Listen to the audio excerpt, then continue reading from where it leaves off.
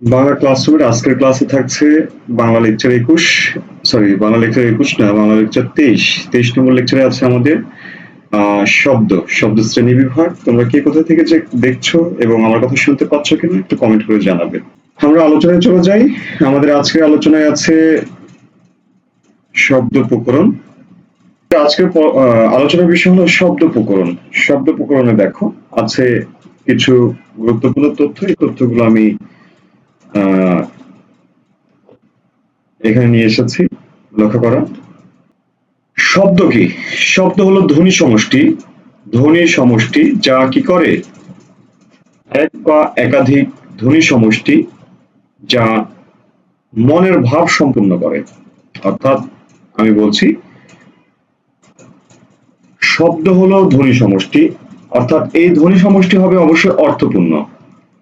শব্দ হলো অর্থপূর্ণ ধ্বনি সমষ্টি যা কি করে?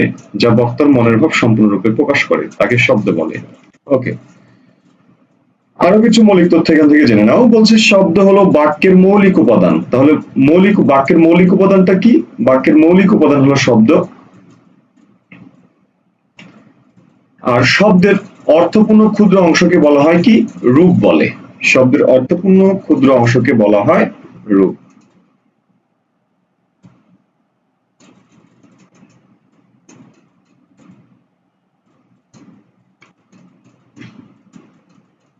ওকে, শব্দের অর্থপূর্ণ ক্ষুদ্র অংশকে রূপ বলে। শব্দটি ব্যাকরণিকভাবে বিশেষ্য পদ। মানে এই শব্দটা, অর্থাৎ শব্দ হলো একটি নাম বিশেষ। নাম বিশেষ অর্থাৎ নাম হলে আমরা জানি সেটা হয় নাউন। সুতরাং শব্দটি ব্যাকরণিকভাবে এটা বিশেষ্য পদ এবং এটা কৃৎ প্রত্যয় সাধিত একটি শব্দ। আমরা জানি শব্দের বিশ্লেষিত রূপ হলো শব্দ, মানে শেষ থেকে অটা বেরিয়ে আসবে, এটা হচ্ছে সংস্কৃত ক্রিয়ামূল, আর এটা হলো প্রত্যয়। আমরা জানি মানে কোনো শব্দের শেষে যদি কোনো প্রত্যয় না থাকে তাহলে সেখানে একটি অপ্রত্যয় নেওয়া যায়। অর্থাৎ সেদিক থেকে শব্দে একটি প্রত্যয় আছে, সেই প্রত্যয়টা কি? অপ্রত্যয়। এটি সংস্কৃত ক্রিয়া মানে প্রত্যয় সাহিত্য একটি শব্দ। ওকে, শব্দের শ্রেণী বিভাগ, এটি ব্যাকরণের শব্দ তত্ত্বে আলোচনা করা হয়। অর্থাৎ এই কয়েকটা তথ্য আমরা এই জায়গাটা থেকে জেনে রাখবো। ঠিক আছে, এটা হচ্ছে প্রাথমিক তথ্য। ওকে, এরপরে আসো আমরা পরের দিকে, একটু নিচের দিকে যাই। শব্দের গঠনের উপায়, অর্থাৎ শব্দটা কিভাবে গঠিত হয়, অর্থাৎ কেমন করে শব্দটা গঠিত হয়, কোন উপায় শব্দটা গঠিত হয়, এই উপায়টা সম্পর্কে আমরা জানবো। প্রথম উপায়টা দেখো, উপসর্গ যোগে। কি যোগে? উপসর্গ যোগে শব্দ গঠন প্রক্রিয়া। উপসর্গ যোগে আমরা উপসর্গ ক্লাস করেছি। উপসর্গতে আমরা দেখেছি উপসর্গ শব্দের শুরুতে বসে নতুন অর্থপূর্ণ একটি শব্দ তৈরি করে। নতুন অর্থযুক্ত একটি শব্দ তৈরি করে উপসর্গ। এটা আমরা প্রথম ক্লাসে দেখেছিলাম। আচ্ছা, এরপরে দেখো, লক্ষ্য করো,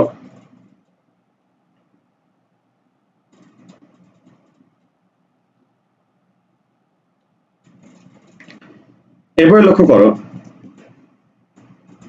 এরকম অনেকগুলো শব্দ আছে, অকাজ, সুকাজ, পরিহার, বিহার ইত্যাদি ইত্যাদি। এছাড়া সন্ধি যোগে শব্দ গঠিত হয়। কি যোগে?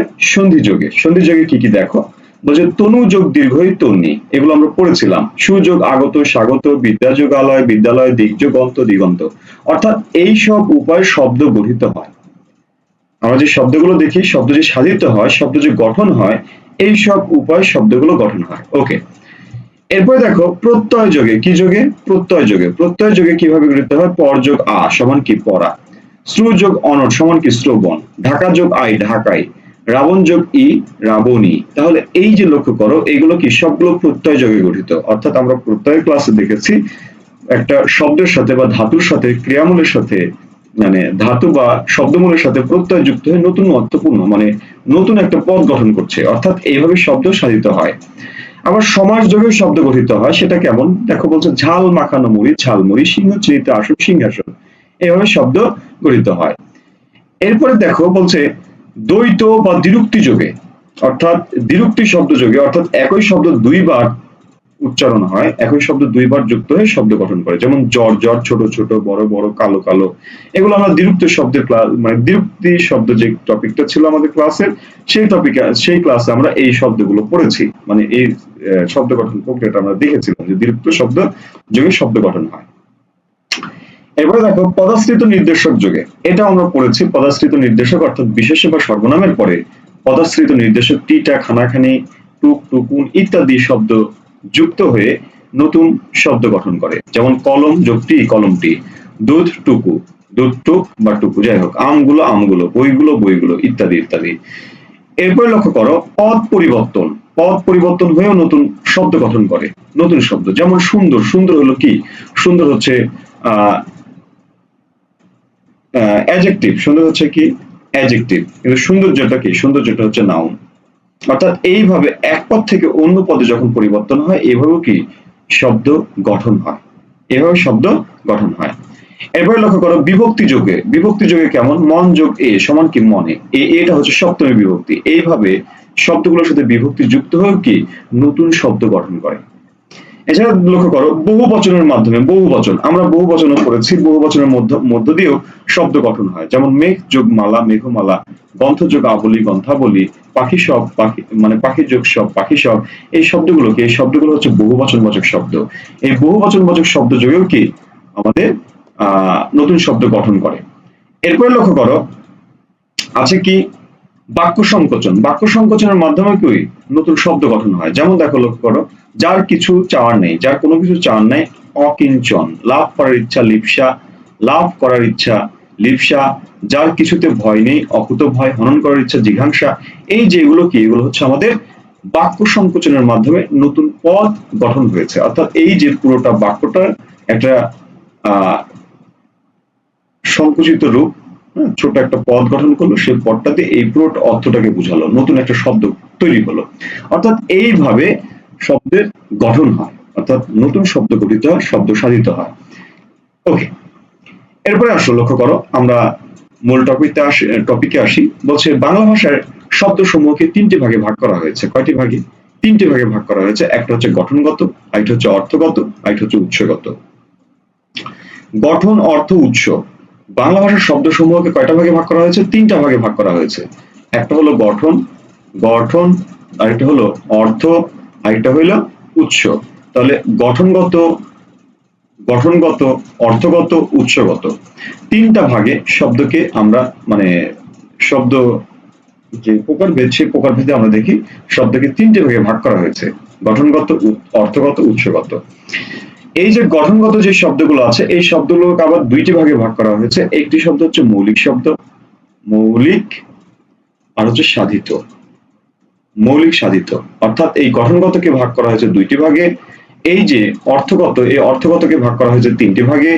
এই যে উৎসগত, এই উৎসগতকে ভাগ করা হয়েছে পাঁচটি ভাগে। অর্থাৎ আমরা এই জায়গায় যদি লক্ষ্য করি দেখব যে বাংলা ভাষার শব্দ সমূহকে তিনটে ভাগে ভাগ করা হয়েছে। একটা হলো গঠনগত, আরেকটি অর্থগত, আরেকটি হচ্ছে উৎসগত। এর তিনটি প্রকারভেদ, এই তিনটি প্রকারভেদের মধ্যে আবার বিভাজন আছে। গঠনগত দুই প্রকার, অর্থগত তিন প্রকার, উৎসগত পাঁচ প্রকার। এই যে উৎসগত যে পাঁচ প্রকারটা আমরা লক্ষ্য করছি, এই পাঁচ প্রকারটা আমাদের নতুন ব্যাকরণের চার প্রকার দেওয়া আছে। চার প্রকার দেওয়া আছে। চার প্রকার কি কি আছে? তৎসম, আমাদের পাঁচ প্রকার আছে তৎসম, অর্ধ তৎসম, অর্ধ তৎসম আছে, তদ্ভব বা খাঁটি বাংলা, খাঁটি বাংলা, তদ্ভব বা খাঁটি বাংলা আছে, আমাদের দেশি আছে, বিদেশি, বিদেশি। অর্থাৎ আমাদের এই পাঁচ প্রকার শব্দ আছে। পাঁচ প্রকার শব্দের মধ্যে এই অর্ধতৎসম শব্দটাকে নতুন ব্যাকরণে বাদ দেওয়া হয়েছে। এই যে নতুন ব্যাকরণে বলা হয়েছে উৎসগতভাবে শব্দ চার প্রকার। তো যাই হোক, আমাদেরকে পাঁচ প্রকারই পড়তে হবে। এবং সবচেয়ে মজার বিষয় হলো যে এই উপসর্গ থেকে, সরি, শব্দ যে প্রকরণ, শব্দ প্রকরণ যেটা বলছি, এখান থেকে যে প্রশ্নটা আসে সেটা সবচেয়ে বেশি প্রশ্ন আসে এই উৎসগতটা থেকে। অর্থাৎ এই উৎসগতটা খুবই গুরুত্বপূর্ণ। এই উৎসগতটা তোমাদেরকে খুব ভালো করে পড়তে হবে। যদি উৎসগতটা ঠিকঠাক করতে পারো, এখান থেকে প্রশ্ন কমন পাবে। প্রশ্নের পরিমাণটা এই জায়গাটা থেকে সবচেয়ে বেশি হয়। এখান থেকে প্রশ্নের পরিমাণটা খুবই কম হয়, তার সাথে একটু বেশি হয় এখান থেকে, আর সবচেয়ে বেশি প্রশ্ন হয় 3 নম্বর জায়গাটা থেকে। অর্থাৎ উৎসগত জায়গা থেকে আমাদের প্রশ্নটা সবচেয়ে বেশি হয়। ওকে, আমরা একটু সামনে আগাই। আমরা প্রথমে দেখব গঠনগতভাবে শব্দকে দুটি শ্রেণীতে ভাগ করা হয়েছে। একটা হলো মৌলিক, একটা হলো মৌলিক, আর একটা হলো সাধিত।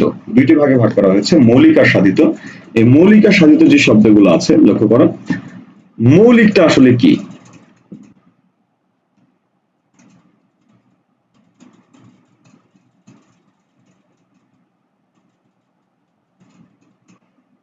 আচ্ছা, তোমার কি আমার কথা ঠিকঠাক শুনতে পাচ্ছ?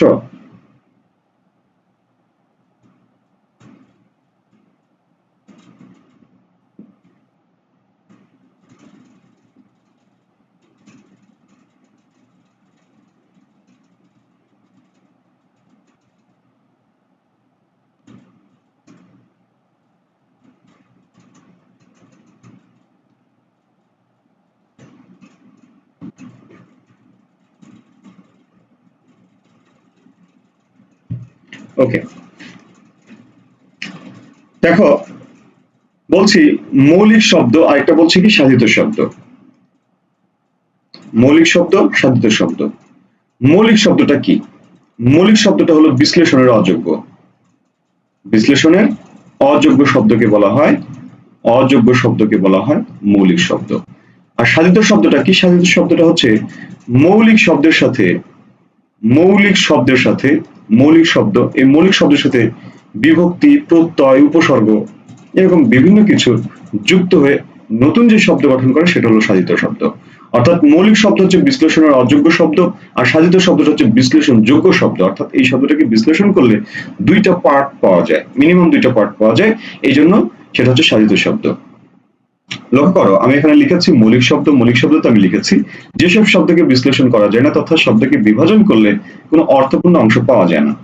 অর্থপূর্ণ অংশ পাওয়া যায় না অর্থাৎ যে শব্দকে বিশ্লেষণ করা যায় না, সহজ বাংলা ভাষায় যে শব্দকে বিশ্লেষণ করা যায় না, যাকে বিশ্লেষণ করা যায় সেটা হচ্ছে কি আমাদের সাধিত শব্দ, আর যাকে বিশ্লেষণ করা যায় সেটা হচ্ছে কি মৌলিক শব্দ। লক্ষ্য করো, এখানে বেশ কিছু উদাহরণ নিয়ে আসছি। হাত, পা, গলা, নাক, ভাই, বোন, বই, খাতা, লাল, নীল, সবুজ, ঘোড়া, গাড়ি, চাঁদ, কলম, পেন্সিল, কাগজ, কম্পিউটার ইত্যাদি ইত্যাদি ইত্যাদি। অর্থাৎ এই সবগুলো হচ্ছে মৌলিক শব্দ। যেমন তুমি দেখো লাল শব্দটাকে তুমি যদি এখন আলাদা করো তাহলে দেখো লয়াকার, দেখো তো কোনো অর্থপূর্ণ আছে? লা, ল, না, এগুলোকে ভাঙা যায় না।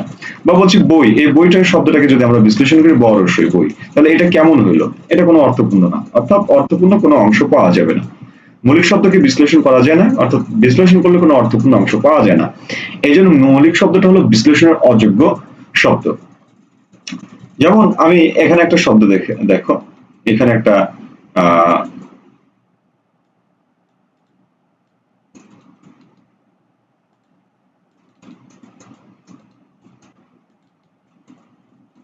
আচ্ছা, এখানে লক্ষ্য করো, আমি একটা শব্দ লিখছি, আমি একটা শব্দ লিখছি যে গোলাপ।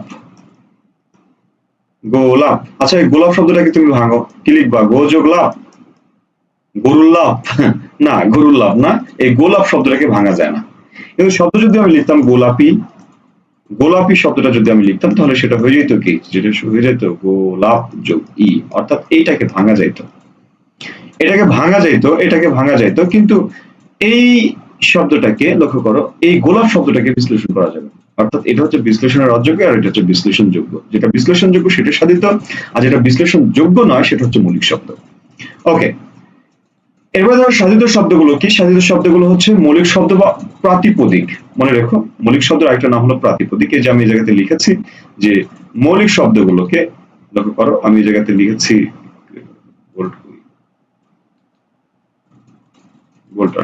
আচ্ছা এই যে দেখো এই জায়গাতে আমি লিখছি মৌলিক শব্দ। এই মৌলিক শব্দের সাথে বিভক্তি বা প্রত্যয় কিছু যুক্ত হয় না, অর্থাৎ মৌলিক শব্দের সাথে যুক্ত হয় না কথাটা এরকম না, যুক্ত থাকে না, এরকম হলে ভালো হতো, যুক্ত থাকে না। অর্থাৎ মৌলিক শব্দের সাথে কখনো বিভক্তি বা প্রত্যয় কিছুই যুক্ত থাকে না। যেটা মৌলিক, মৌলিক এটার সাথে বিভক্তি যুক্ত থাকবে না। যেমন বলছি কি গোলাপ, এই গোলাপটা কি মৌলিক শব্দ বললাম না? যদি বলতাম গোলাপের, তাহলে এই গোলাপের শব্দটাকে তখন বিশ্লেষণ যোগ্য হয়ে যেত, তখন লিখতাম কি গোলাপ যোগ এর, এই এরটা হচ্ছে বিভক্তি, সুতরাং এই পুরো শব্দটা তখন আর মৌলিক শব্দ থাকতো না, এটা তখন হয়ে যেত সাধিত শব্দ। অর্থাৎ এই জন্য কথাটা এখানে বলা হয়েছে মৌলিক শব্দের সাথে বিভক্তি বা প্রত্যয় কিছু যুক্ত থাকে না, যুক্ত থাকলে সেটা কি হয়ে যাবে? সাধিত শব্দ হয়ে যাবে। এই জন্য মৌলিক শব্দ একেবারে পিওর সিঙ্গেল এবং খাঁটি অবস্থায় থাকে। ওকে, এই মৌলিক শব্দকে প্রাতিপদিক বলা হয়। আমরা প্রত্যয় ক্লাসে পড়েছিলাম যে ধাতুর ধাতুকে বলা হয় কি? ধাতুকে বলা হয়, ক্রিয়ার মূলকে বলা হয় ধাতু বা ক্রিয়া প্রকৃতি। অন্যদিকে শব্দের মূলকে বা মৌলিক শব্দকে বলা হয় কি?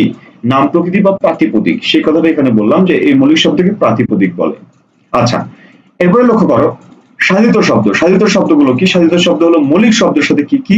মৌলিক শব্দের সাথে শব্দ বা শব্দাংশ যেমন প্রত্যয়, বিভক্তি, নির্দেশক, বলক, বচন ইত্যাদি যুক্ত হয়ে সাধিত মানে শব্দটা সাধিত শব্দ হয়। অর্থাৎ সহজ বাংলা ভাষায় যেটা বলি সেটা হচ্ছে সাধিত শব্দ মানে কি? সাধিত শব্দ মানে হচ্ছে মৌলিক প্লাস শব্দাংশ। এই শব্দাংশ অনেক কিছুই হতে পারে। এই শব্দাংশ মৌলিক শব্দের আগেও যুক্ত হতে পারে, পরেও যুক্ত হতে পারে। আগে যুক্ত হলে সেটা কি হবে? আগে যুক্ত হলে সেটা উপসর্গ হবে, আর পরে যুক্ত হলে সেটা প্রত্যয় হতে পারে, বিভক্তি হতে পারে, বচন হতে পারে, বলক হতে পারে, নির্দেশক হতে পারে, বা যে কোনো কিছু হতে পারে। পরে যুক্ত হলে যে কোনো কিছু হতে পারে। সুতরাং সে কথাটাই বলছি যে মৌলিক শব্দের সাথে কোনো কিছু যুক্ত হবে, সেটাই কি? সেটাই হয়ে যাবে সাধিত শব্দ। এই সাধিত শব্দ দেখো বিভিন্ন ভাবে, একটু আগে আমরা দেখলাম যেমন প্রত্যয় যোগে সাধিত শব্দ হতে পারে। বলছে কি? বারন্ত, ফুটন্ত, মোগলাই, ঢাকাই। কেমন? এই যে বার, বার যোগ কি? বার যোগ অন্ত সমান কি? বারন্ত। এই যে প্রত্যয় যুগে এই সাধিত শব্দটা হয়েছে। বারন্ত, ফুটন্ত, মোগলাই, মোগল যোগ আই, ঢাকাই, ঢাকা যোগ আই। বলছে সমাজ যুগে নীলপুরি, নীল যে পুরী, সিংহাসন, সিংহচিহ্নিত আসন, চতুরঙ্গ, চতুর অঙ্গ যার। ঠিক আছে? তাহলে চতুর অঙ্গের সমষ্টি, সমষ্টি হবে দ্বিগু সমাস। ওকে। এবার দেখো সন্ধি যুগে সযোগ, অধীন, স্বাধীন, সুযোগ, আগত, স্বাগত, স্বরযোগ, আনন্দ, স্বরানন, শুভেচ্ছা, শুভ যোগে ইচ্ছা, শুভেচ্ছা। এগুলো কি? এগুলো হচ্ছে সন্ধি যুগে। উপসর্গ যোগে পরযোগ, অজয়, পরাজয়, উপকণ্ঠ, উপযোগ, কণ্ঠ, উপকণ্ঠ, প্রতিযোগ, বাদ, প্রতিবাদ। এবার দেখো বলছে কি নির্দেশক যোগে সিলেক্টিভ, বইটি, বলক যোগে তখনই, যখনই, যদিও। আমি বলকটাও একটা ক্লাসে পড়িয়েছিলাম। বলক কি? বলক হলো রস্বই এবং ও, এই দুইটা পদের শেষে যুক্ত হয়। যেমন দেখো যখনই, এই যে দেখো যখন, তখন, তখনের সাথে রস্বই যুক্ত হয়েছে, যখন, যখনের সাথে রস্বই যুক্ত হয়েছে, যদি, যদির সাথে ও যুক্ত হয়েছে। এগুলো যুক্ত হয়ে জোর প্রয়োগ করে, জোর প্রয়োগ করে তখন সেটা কি হয়েছে? তখন সেটা হয়েছে আমাদের তখন সেটা বলক, মানে এগুলোকে বলক বলে, জোর প্রয়োগ করে, এবং সেটা কি? অবশ্যই সাধিত শব্দ। ওকে। এরপরে লক্ষ্য করো, আমরা মৌলিক অর্থাৎ গঠনগত দিক থেকে আমরা দেখলাম একটা হচ্ছে মৌলিক শব্দ, একটা সাধিত শব্দ। এবার আমরা দেখব অর্থগত ভাবে। অর্থগত ভাবে দেখো, অর্থগত ভাবে হচ্ছে শব্দগুলোকে তিনটি ভাগে ভাগ করা হয়েছে। কয়টি ভাগে? তিনটি ভাগে। অর্থগত ভাবে তিনটি ভাগে। একটা হচ্ছে যৌগিক শব্দ, লক্ষ্য করো, একটা হচ্ছে যৌগিক শব্দ, আরেকটা হচ্ছে রূঢ় বা রূঢ়ি শব্দ, অপরটা হচ্ছে যগ্র শব্দ। তিন ধরনের শব্দ।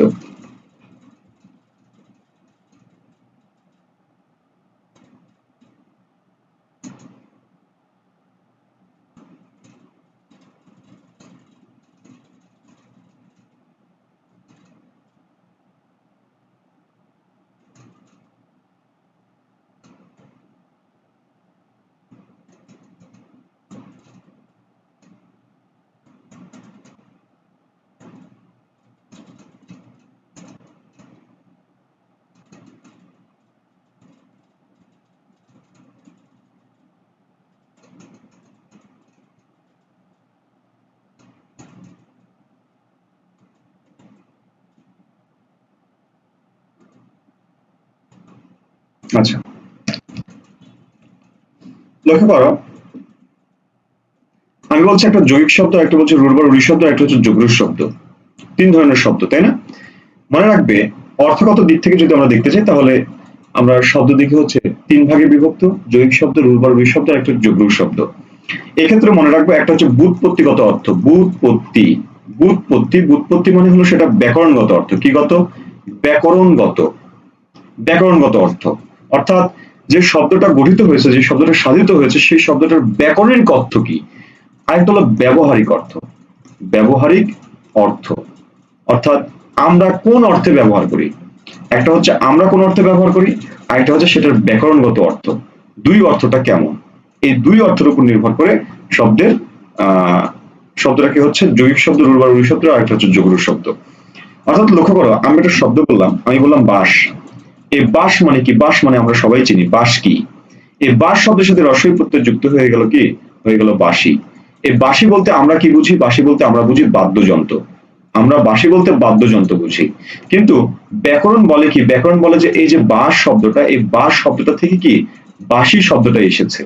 অর্থাৎ এই বাঁশ শব্দটা হচ্ছে বাঁশি শব্দর মূল, তথা এই বাঁশি শব্দটা মানে বাঁশি বলতে এই বাঁশিটার অর্থ কি? এই বাঁশিটার অর্থ ব্যাকরণ বলছে কি? ব্যাকরণ বলছে বাঁশজাত পদার্থ। বাঁশজাত পদার্থ অর্থাৎ বাঁশ থেকে উৎপন্ন যেটা, সেটাই হলো বাঁশি। এখন বাঁশ থেকে তো অনেক কিছু উৎপন্ন হতে পারে। বাঁশ থেকে চাটাই উৎপন্ন হতে পারে, বা যে কোনো কিছু উৎপন্ন হতে, বাঁশজাত পদার্থ। বাঁশজাত পদার্থ মানেই বাঁশি, এটা ব্যাকরণ বলে। আর আমরা বলি কি, আমরা বলি কি বাঁশি হলো বাদ্যযন্ত্র। সেই বাদ্যযন্ত্র হয় বাঁশের তৈরি হবে, নয়তো কাঠের তৈরি হবে, বা যে কোনো কিছু তৈরি হতে পারে, প্লাস্টিকের হতে পারে, মানে ম্যাটেরিয়ালের হতে পারে, যে কোনো কিছুর এই তৈরি হতে পারে এই বাঁশিটা। তাহলে এই যে আমাদের কথা আর ব্যাকরণের কথা কখনোই মেলে না। এই না মেলাটাই কি, এই না মেলার দিক থেকেই শব্দগুলোকে তিনটি ভাগে ভাগ করা হয়েছে। একটা হচ্ছে যৌগিক শব্দ, একটা হচ্ছে রূঢ় বা রূঢ়ি শব্দ, আর একটা হলো যুগ্ম শব্দ। এখন মনে রাখতে হবে এই যে ব্যাকরণিক যে অর্থটা, অর্থাৎ ব্যাকরণ শব্দটার মূল যে অর্থ, সেই অর্থ থেকে যে অর্থটা তৈরি হয় সেটা হচ্ছে ব্যাকরণিক অর্থ। এই ব্যাকরণিক অর্থ বা ব্যুৎপত্তিগত অর্থ, আর একটা হলো ব্যবহারিক অর্থ। এই ব্যুৎপত্তি বা ব্যাকরণিক অর্থ যখন দুইটা একেবারে সেম হয়ে যাবে, একই হবে, তখন সেটা হয়ে যাবে যৌগিক শব্দ। আর যখন সেটা সেম হবে না, অর্থাৎ ব্যাকরণিক শব্দ এবং ব্যুৎপত্তিগত শব্দ, ব্যাকরণিক শব্দ একটা হলো ব্যবহারিক শব্দ, দুইটা সম্পূর্ণ আলাদা, অর্থাৎ সাংঘর্ষিক, তখন সেটা হবে হয় যগ্রুর নয়তো রূঢ়ি শব্দ হবে। হয় যগ্রুর শব্দ হবে নয়তো রূঢ়ি শব্দ হবে, হিসাব বরাবর। আমি আবারও বলছি, রিপিট করছি, যৌগিক শব্দ তখনই হবে যখন সেটা ব্যুৎপত্তিগত অর্থ মানে ব্যাকরণিক অর্থ এবং ব্যবহারিক অর্থ দুটো একই হবে। একই হলে সেটা হবে যৌগিক শব্দ। আর যখন একই হবে না, ব্যবহারিক অর্থ একরকম আর ব্যুৎপত্তিগত অর্থ আরেক রকম, তখন সেটা হয়ে যাবে রূঢ় অথবা যগ্রুর। রূঢ় হবে কোনটা? রূঢ় হবে সেটা উপসর্গ যোগী হতে পারে। যদি শব্দটা যদি উপসর্গ যোগে গঠিত হয়, শব্দটা যদি প্রত্যয় যোগে গঠিত হয় প্রত্যয়, শব্দটা যদি সন্ধি যোগে গঠিত হয় সন্ধি, তাহলে এইগুলো যোগে যদি গঠিত হয় সেই শব্দটা হবে রূঢ় বা রূঢ়ি শব্দ। আর শব্দটা যদি সমাস যোগে গঠিত হয়, সমাস যোগে যদি গঠিত হয়, তাহলে সেটা হবে কি, যগ্রুর শব্দ। হিসাব শেষ। আমি আবার বলছি, যৌগিক শব্দ তখনই হবে যখন দুইটার অর্থ সেম হবে, ব্যুৎপত্তিগত অর্থ এবং ব্যবহারিক অর্থ দুইটা সেম হবে যখন, তখন সেটা হবে কি, তখন সেটা হবে যৌগিক শব্দ। আর যখন ব্যুৎপত্তিগত অর্থ এবং ব্যবহারিক অর্থ আলাদা হবে, তখন সেটা হবে রূঢ় বা রূঢ়ি শব্দ অথবা যগ্রুর শব্দ। রূঢ় বা রূঢ়ি শব্দ তখন হবে যখন সেটা উপসর্গ প্রত্যয় সন্ধিসাধিত শব্দ হবে, সেটা হবে রূঢ় বা রূঢ়ি শব্দ। আর যখন যগ্রুর শব্দ হবে তখন সেটা হবে সমাসাধিত শব্দ। এই কথাটা আমি বললাম, এই কথাটা নোট করতে পারো। এখন আসো যৌগিক শব্দ। যৌগিক শব্দ মানে কি? যৌগিক শব্দ মানে হলো ব্যাকরণিক অর্থ অর্থাৎ ব্যুৎপত্তিগত অর্থ আর ব্যবহারিক অর্থ দুইটাই কি হবে, দুইটাই সেম হবে, সমান হবে। যেমন দেখো গায়ক, গায়ক শব্দে গায়ক দ্বারা কি বোঝায়? গায়ক দ্বারা মানে যে গান করে। আমরাও বলি যে গান করে, ব্যাকরণ বলে যে গান করে সেই গায়ক, অর্থাৎ ব্যাকরণের কথা আমাদের কথা মিলে যায়। চিকা মারা, চিকা মানে কি? চিকা মানে হচ্ছে, মারা মানে হচ্ছে দেওয়ালে লিখা। দেওয়ালে যে লিখন, দেওয়ালে যে লিখা হয় সেই লিখাকে বলা হয় কি, চিকা মারা। ব্যাকরণ ও ব্যুৎপত্তিগত অর্থ হলো দেওয়ালে লিখা, আমরাও বলি দেওয়ালে লিখা। বাবু আনা, বাবুর মতো, অর্থাৎ ব্যাকরণ বলে বাবুর মতো, আমরাও বলি বাবুর মতো। তাহলে আমাদের কথা ব্যাকরণের কথা সেম। এই সেম হওয়ার কারণে এটা যৌগিক শব্দ। দেখো দরিদ্র কন্যার পুত্র, সেম। মিতালি বন্ধুর মতো ভাব, মিতা যোগ আলী, মিতালি। এবং সব সব মনে রাখবা, এই যে অর্থগত ভাবে যে আমরা তিনটা দিকে ভাবছি, মানে অর্থগত ভাবে যে আমরা তিন ভাগে দেখছি, এই তিনটি ভাগে কিন্তু সাধিত শব্দ, নট মৌলিক শব্দ। এই সবগুলো কি সাধিত শব্দ। দেখো এই সবগুলো বিশ্লেষণ করা যাচ্ছে। গই যোগ অ গায়ক, চিকা যোগ মারা, চিকা মারা, বাবু যোগ আনা, বাবু আনা, দুহিতা যোগ স্ন, দুহিতা, দরিদ্র, মিতা যোগ আলী, মিতালি, কি যোগ তব্য, কৃতব্য, মধু যোগ র, মধুর, পক্ষ যোগ ইন, পক্ষী, গোলাপ যোগ ই, গোলাপি, গম যোগ ই, গম যোগ অন, গমন। অর্থাৎ প্রত্যেকটা শব্দই কি, প্রত্যেকটা শব্দই হলো আমাদের সাধিত শব্দ, বিশ্লেষণ করা যায়। ওকে, এখন দেখো কর্তব্য, কর্তব্য মানে যা করা উচিত, মধুর মানে মধুর মতো মিষ্টি, পক্ষী মানে পক্ষ, মানে যার পাখা আছে তাকে পক্ষ বলে, পাখি, পক্ষী। গোলাপি, গোলাপের মতো, গোলাপি। গমন, গমন মানে যাওয়া। অর্থাৎ আমাদের কথা এবং ব্যাকরণের কথা দুইটাই কি সেম, অর্থাৎ একই হয়ে যায়। এই একই হওয়ার কারণে এটাকে বলা হয় কি, এটাকে বলা হয় মৌলিক, সরি, এটাকে বলা হয় সাধিত শব্দ। কি শব্দ বলে? এটাকে সাধিত শব্দ বলে, সরি যৌগিক শব্দ বলে, যৌগিক। এটাকে বলা হয় কি তখন? এটাকে বলা হয় যৌগিক শব্দ, হিসাব বরাবর। ওকে, এরপরে আসো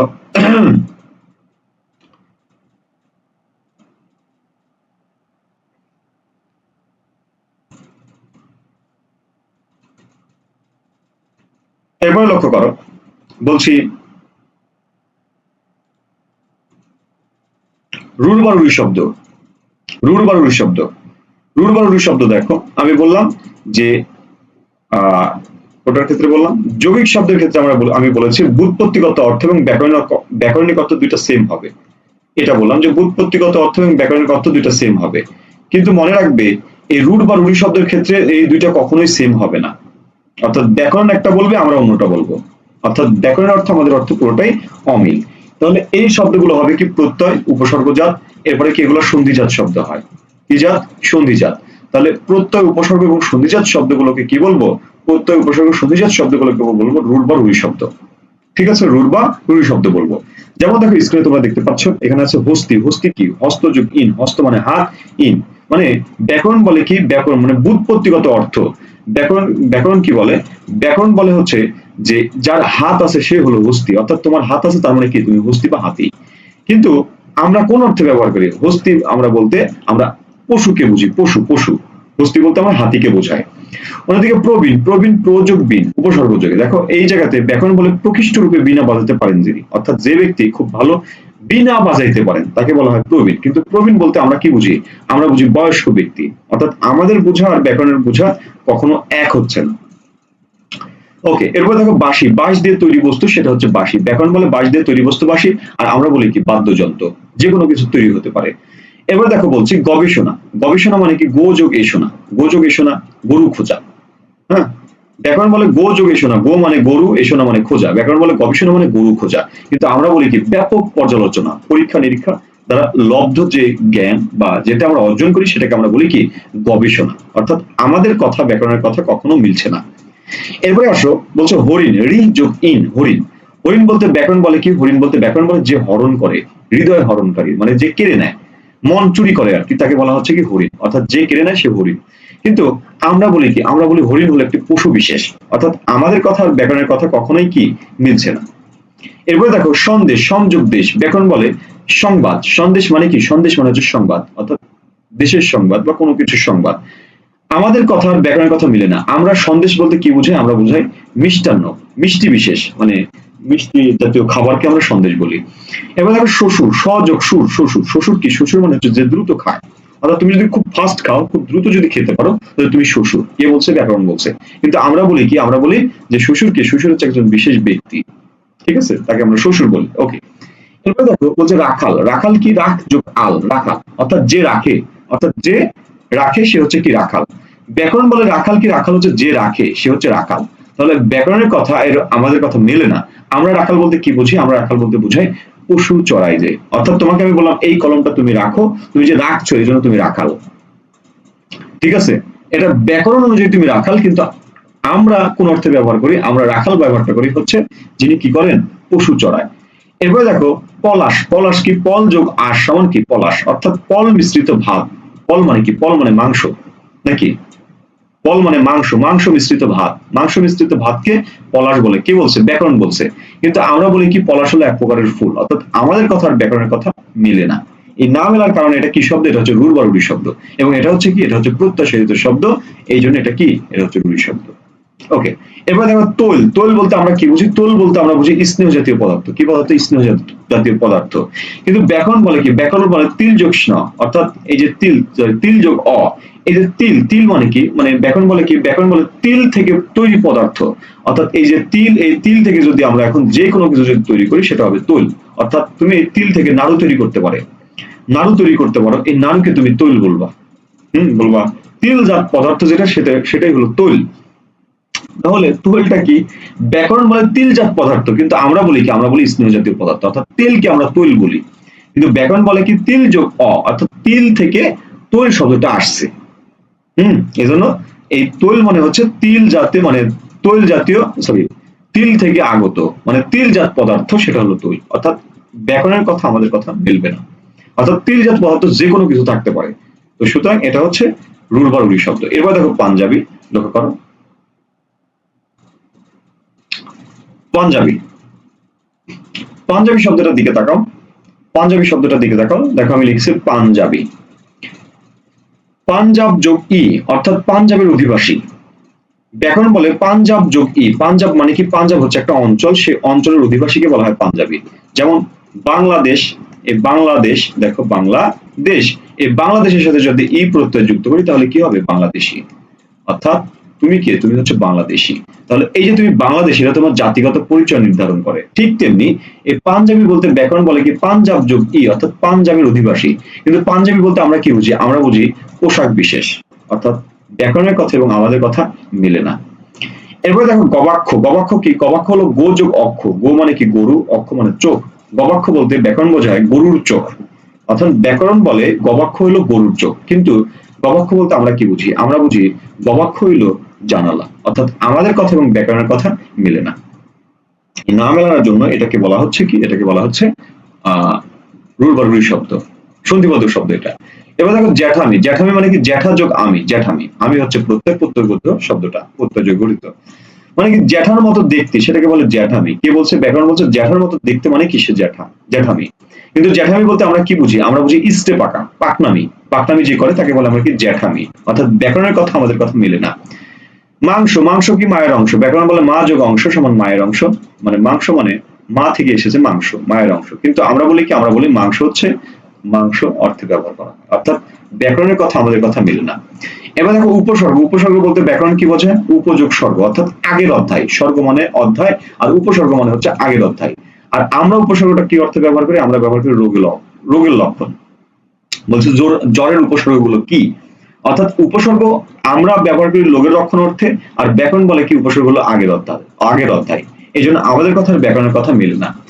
এবার দেখো লাবণ্য, লাবণ্য কি? লবণ যোগ জ সমান লাবণ্য, অর্থাৎ লবণের মতো। ব্যাকরণ বলে লাবণ্য হইল লবণের মতো, আর লাবণ্য বলতে আমরা বুঝি কি? আমরা বুঝি সৌন্দর্য। অর্থাৎ আমাদের বোঝা আর ব্যাকরণের বোঝা সেম না।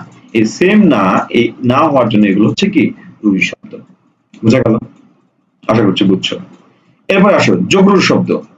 যোগরূঢ় শব্দটা কি? যোগরূঢ় শব্দটা হবে সমাস নিষ্পন্ন শব্দ। কি শব্দ? সমাস নিষ্পন্ন শব্দ, অর্থাৎ শব্দটা হবে সমাস নিষ্পন্ন এবং ব্যবহারিক অর্থ এবং ব্যুৎপত্তিক অর্থ এক হবে না। যেমন লক্ষ্য করো, প্রথম শব্দটা আমি নিয়েছি জলধি, বারিধি, নিরোধী, এরকম শব্দ পাওয়া। নিরোধী, নিরোধী মানে কি? ধি মানে মনে রাখবা, ধি মানে বোঝায় ধারণ করা, জ মানে বোঝায় জন্ম দেওয়া, দ মানে দান করা বোঝায়। অর্থাৎ ধি মানে ধারণ করা, জ মানে জন্ম দেওয়া, দ মানে দান করা বোঝায়। অর্থাৎ এইগুলো হচ্ছে কি? এগুলো হচ্ছে নির যোগ ধি, নিরোধী। নির ধারণ করে যে, জলধি জল ধারণ করে যে, জলদ জল দান করে যে, বনজ বনে জন্মে যা। ঠিক আছে, এই জটা জন্ম অর্থে বসে। ওকে, এবার লক্ষ্য করো, এখানে আমি শব্দ লিখেছি, শব্দ এনেছি। জলধি, বারিধি, নিরোধী হতে পারে। ব্যাকরণ বলে জলধি মানে কি? জলধি মানে জল বা বাড়ি ধারণ করে যে, জল বা বাড়ি, বাড়ি মানে কি? পানি, অর্থাৎ যে পানি ধারণ করে সে হচ্ছে কি? জলধি। ব্যাকরণ বলে পানি যে ধারণ করবে, অর্থাৎ তুমি যদি পানি ধারণ করো তুমিও কি? বারিধি বা জলধি। তাহলে এই পানি ধারণ করতে পারে কে? নদী পানি ধারণ করতে পারে, সমুদ্র পানি ধারণ করতে পারে, পুকুর পানি ধারণ করতে পারে, পানির পাত্র পানি ধারণ করতে পারে, গ্লাস পানি ধারণ করতে পারে, বোতল পানি ধারণ করতে পারে, চৌবাচ্চা পানি ধারণ করতে পারে। অর্থাৎ যে পানি ধারণ করতে পারবে সেই কি? সে হচ্ছে জলধি বা বারিধি। কার মতে? ব্যাকরণের মতে। কিন্তু বারিধি বা জলধি বলতে আমরা কি বুঝি? আমরা বুঝি সমুদ্র। অর্থাৎ আমাদের কথা এবং ব্যাকরণের কথা এক না। এই এক না হওয়ার জন্য এটাকে কি বলছি? এটাকে বলছি যোগরূঢ় শব্দ। কেন? এটা হচ্ছে সমাস সাধিত শব্দ, উপপদ তৎপুরুষ সমাস। এবার দেখো আছে জলদ বা বারিদ। জল দান করে যে, বাড়ি দান করে যে। এখন তুমি যদি আমাকে এক গ্লাস জল দান করো তাহলে তুমি হবে জলদ বা বারিদ। মানে ব্যাকরণ অনুযায়ী জল বা বাড়ি দান করে সে হচ্ছে জলদ, অর্থাৎ তুমি যদি জল দান করো তাহলে তুমিও হবে জলদ।